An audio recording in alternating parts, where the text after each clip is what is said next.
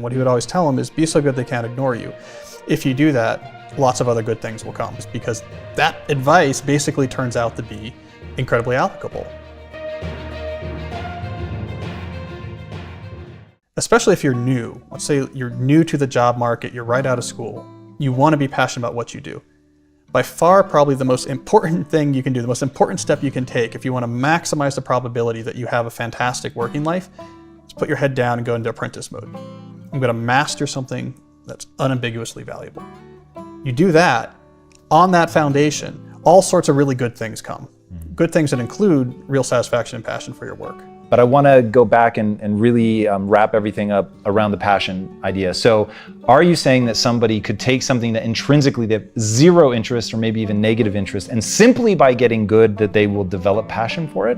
And do you think there's anything automatic in there about mastery equals passion in a sort of one-to-one way? Or is it you do need to start with something that you find intrinsically interesting, it's just not necessarily going to be anything that feels like it could one day be a passion? Yeah, the latter is the right way to think about it. And basically we have to lower the bar.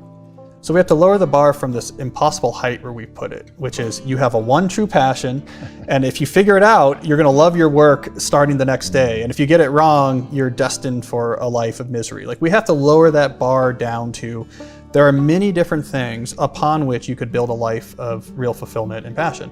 But it's not just dart throwing, right? I mean, it has to be something that you have an interest in. It has to be something that you think would reward you with more flexibility and options as you got better at it, right? So it's not just arbitrary, but most people could probably pretty quickly identify 6 or 7 directions that pass those qualifiers. And so a lot of what I'm saying is that's enough. That's enough for it to pass the bar. I like this, maybe it matches some of my skills. I like the options it would open up if I did it well. It seems to resonate in some sort of ill-defined or ambiguous way. That's all enough for something to be the foundation of a passionate career. And there's probably a lot of things that pass that criteria, and that's okay. So now going to the idea of apprenticeship, there was an article written recently that I found really interesting, and it brought out in me a rant. So let's see how wonderfully inflammatory we can be here while being very honest. This woman wrote an article saying, whoa, I have this business. I used to get interns all the time. Like, people would constantly be asking me if they could be an intern. And she was like, somewhere around 6 or 7 years ago, it just stopped. And now people today are like unwilling to do, or uninterested. I think she may have even said they're uninterested in doing, not meaning like I'm out here clamoring for people. She was just like surprised that people didn't want to be an intern anymore. And then the feedback on the article, they were skewering this woman and saying, oh, can you believe that people don't want to be enslaved? Oh, can you believe that people don't want to work for free? And I was like, whoa. If I had one piece of advice for myself going back in time, in fact, the cameraman on this camera right here is leaving this company because he's taking my advice. Yes. Because the advice I gave him was, go, who is like living your idealized life, the very life that you couldn't imagine, like, oh my God, if I have that, I will have everything.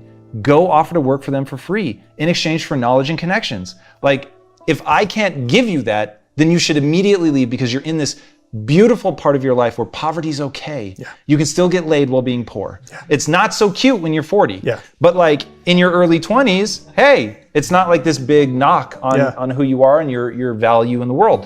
And so he literally was like, I'm gonna go do exactly that. And so that to me is brilliant. So the fact that they're like skewering this woman for deigning to suggest that somebody basically be an apprentice, I find scandalous for their sake, not mine, but for their sake. Yeah. Well, I don't think we think enough about how hard it is to actually do interesting and successful things. And so this is a real issue that I got into in that original book, where young people in particular would write their own script for, this is how I want the world to work.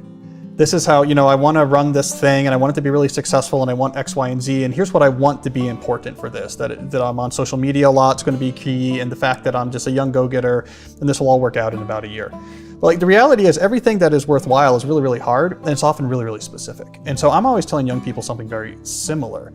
Before you make your plan for how you're going to execute, becoming a book author, for example, which a lot of people ask me about.